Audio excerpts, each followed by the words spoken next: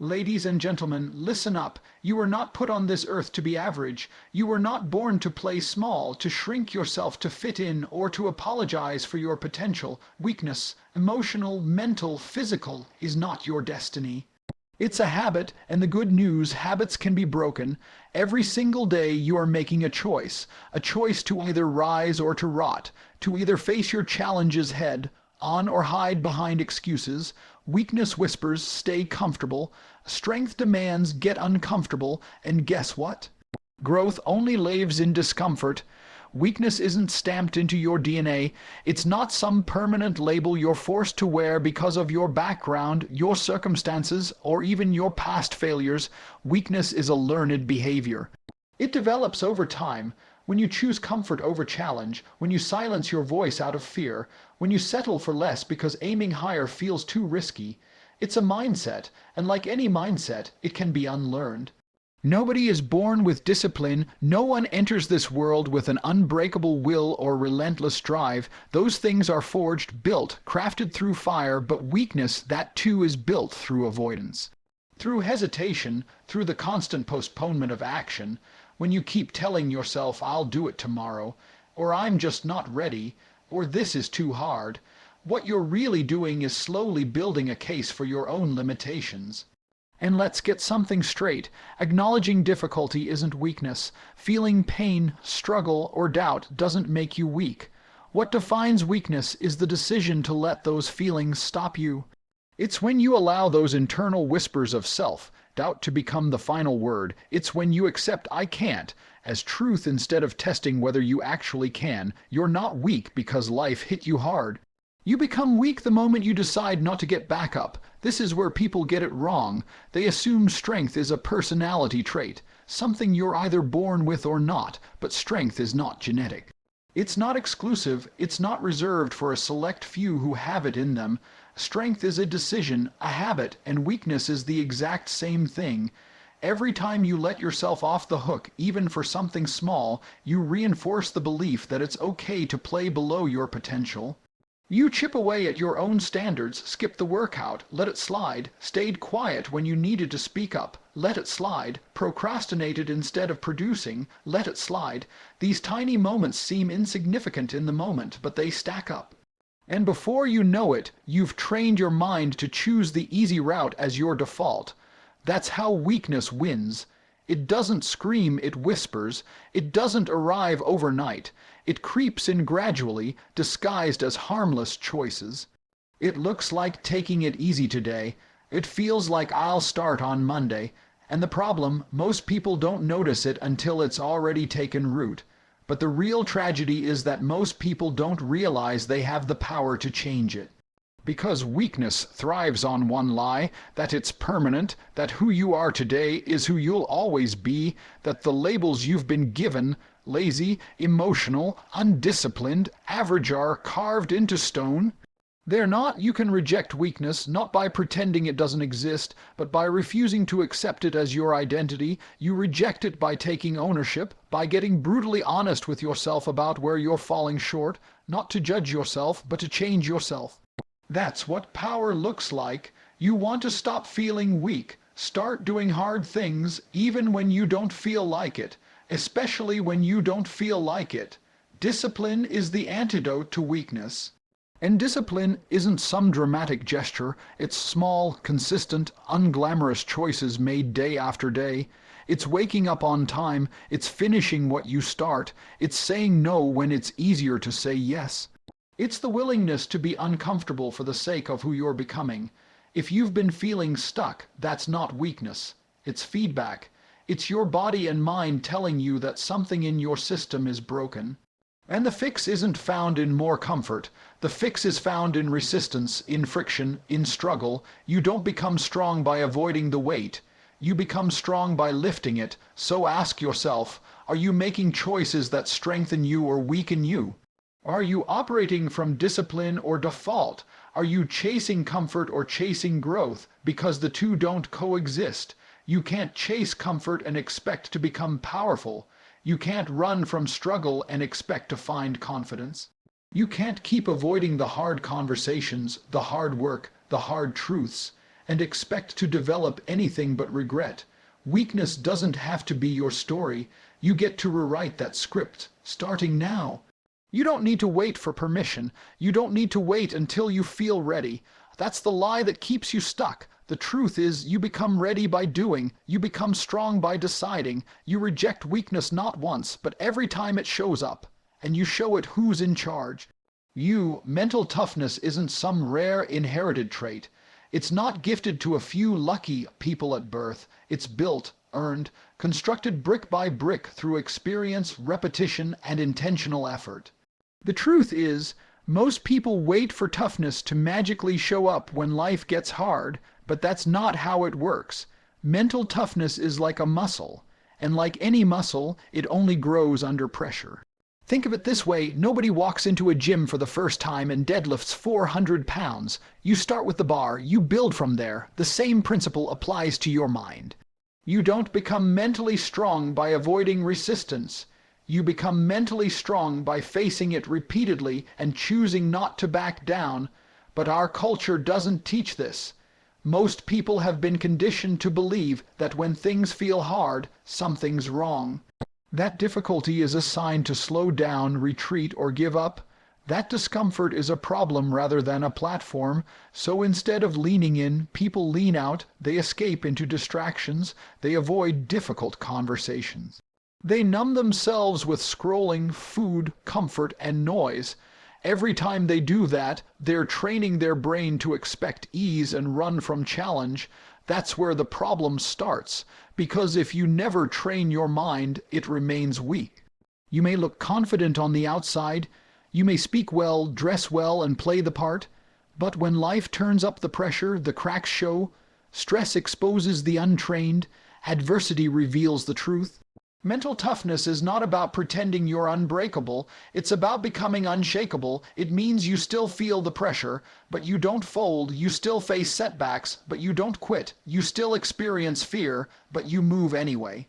Toughness isn't the absence of emotion, it's the mastery of it, and make no mistake, mental toughness is a skill set. You can build it the same way you build anything else, with repetition, accountability, and effort.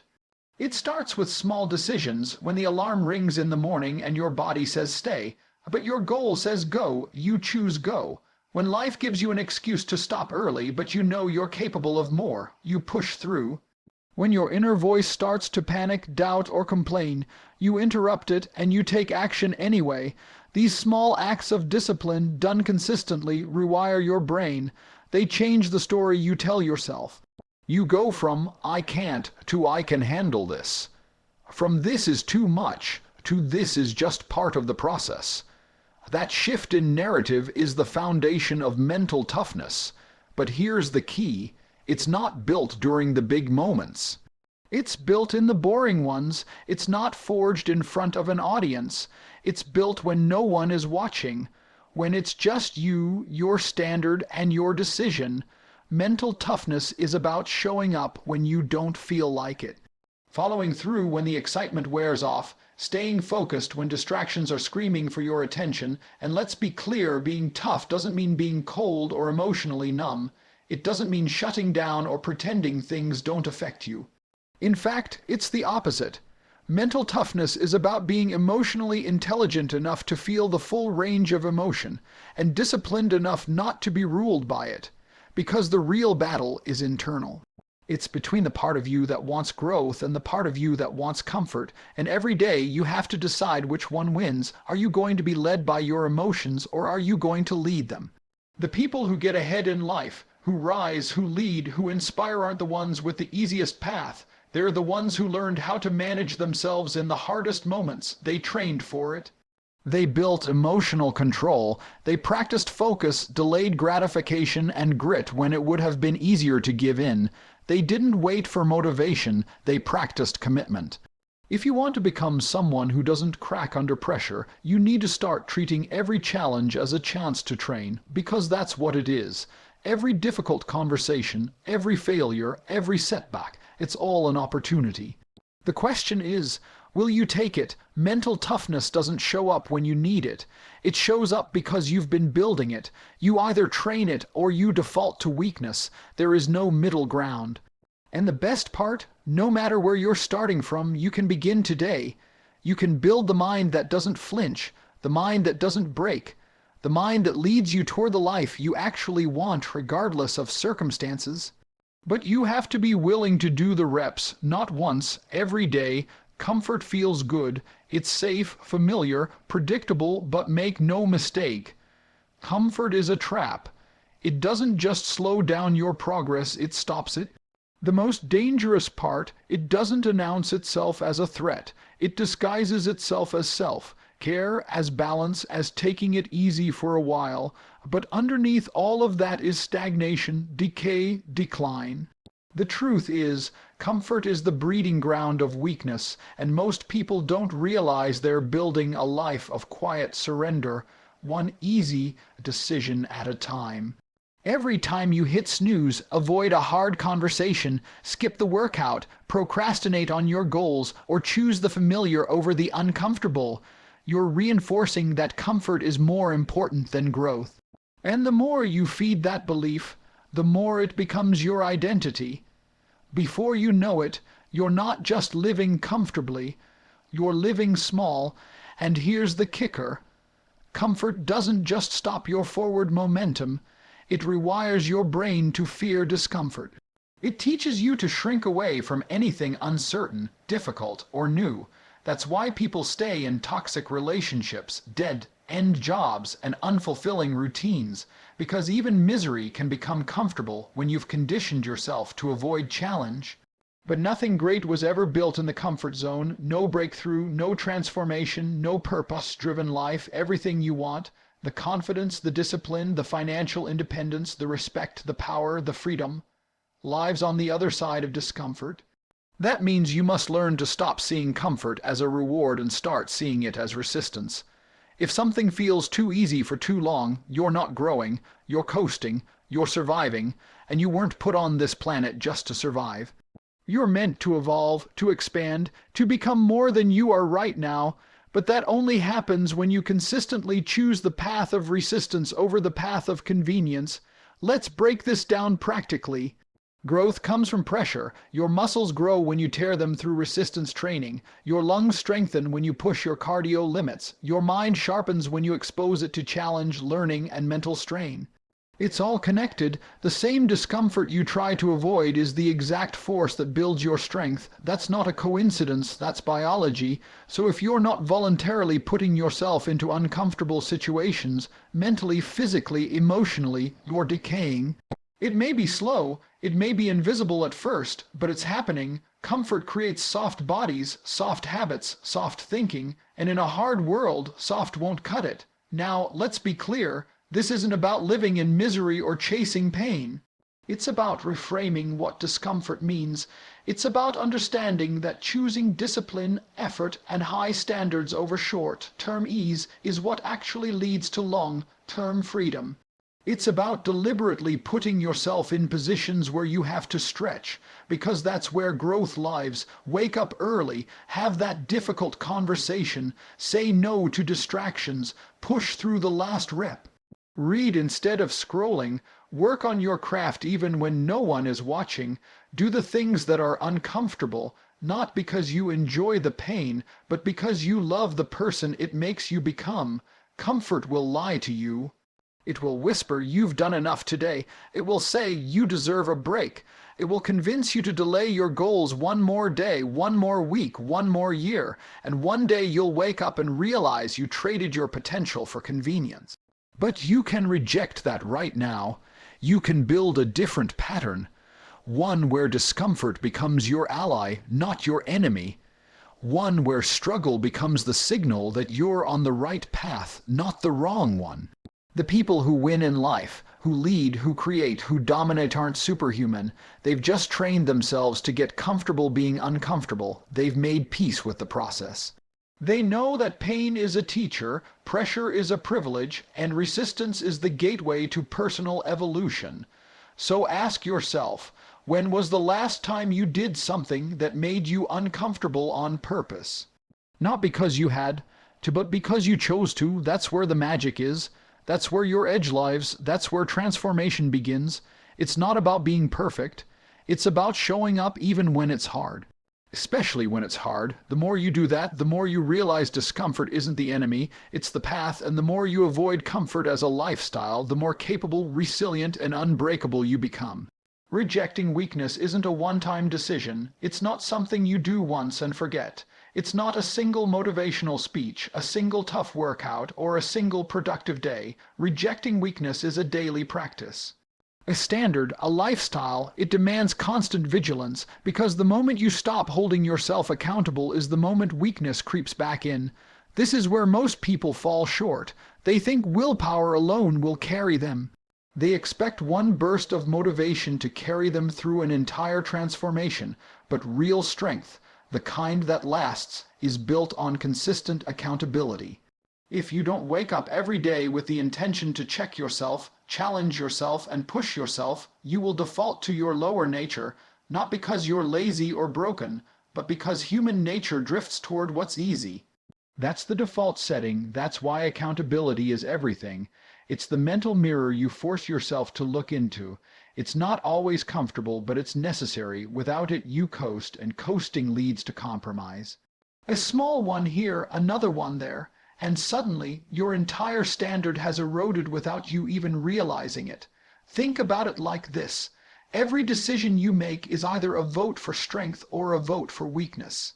The food you eat, the thoughts you allow, the words you speak, the effort you give, even the company you keep, it's all shaping who you are and what you're becoming. You're either building discipline or building excuses. There's no neutral ground. That's why you must become your own watchdog. You must develop a personal system of daily check-ins. Are you moving with intention or going through the motions? Are you speaking with conviction or shrinking back to be accepted? Are you leaning into growth or letting fear dictate your choices? Self-awareness is a weapon, but only if you're honest with yourself. Too many people numb themselves with distraction or false positivity. They look at their lack of results and blame the system, the timing, the circumstances, anything but themselves. That's weakness disguised as logic. The truth is, your results are a reflection of what you've been tolerating in your behavior. And it gets deeper. Accountability is not just about what you do. It's also about what you allow. Who do you let into your environment? Who do you listen to? Who do you follow online? Because those influences are either pulling you up or dragging you down. You can't hold yourself to a high standard while being surrounded by low standard energy. It's impossible to reject weakness if you're living in a circle where weakness is normalized and even rewarded. So here's the rule.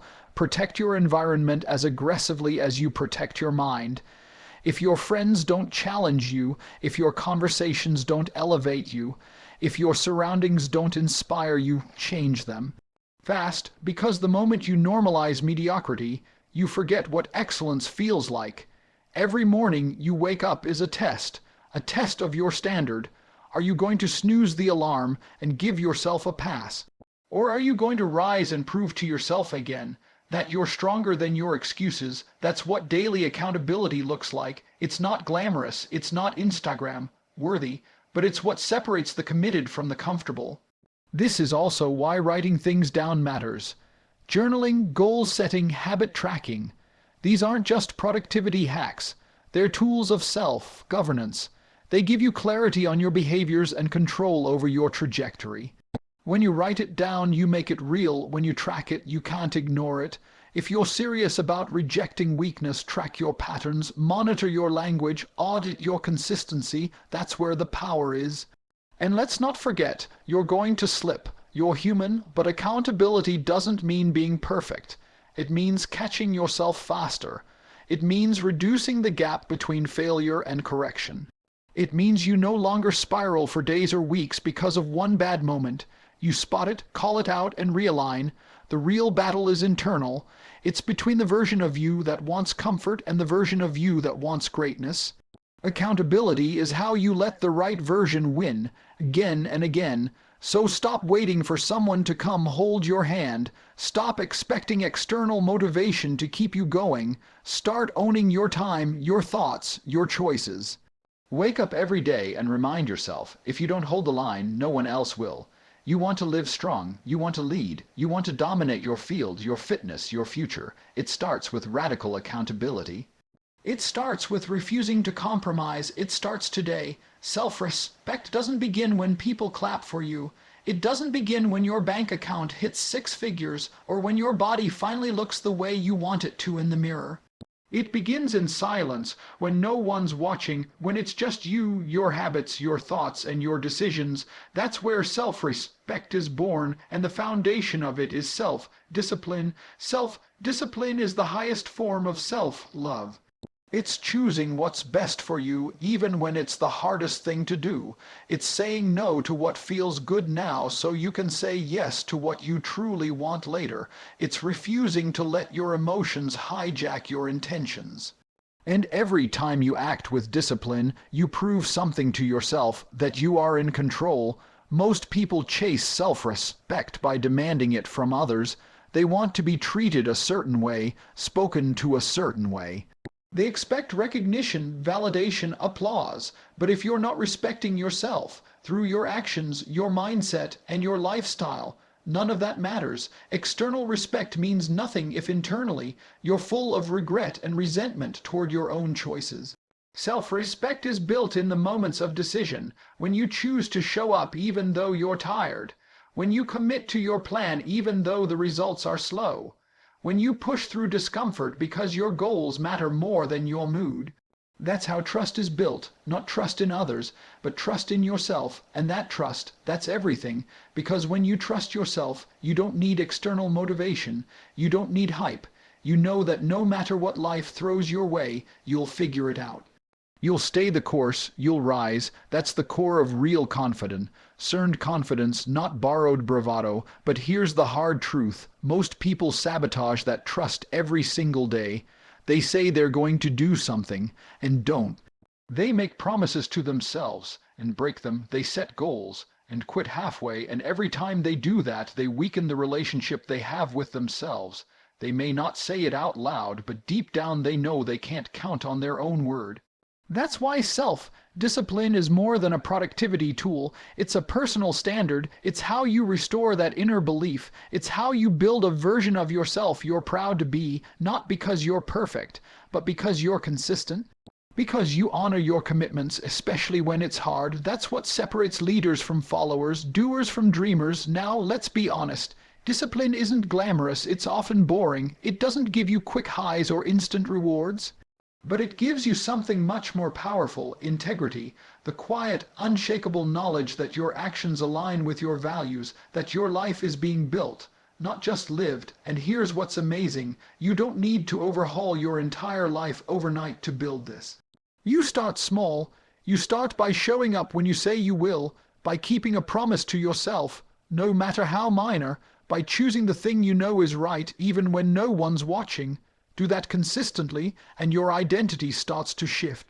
You stop seeing yourself as someone who's inconsistent, lazy, or easily distracted.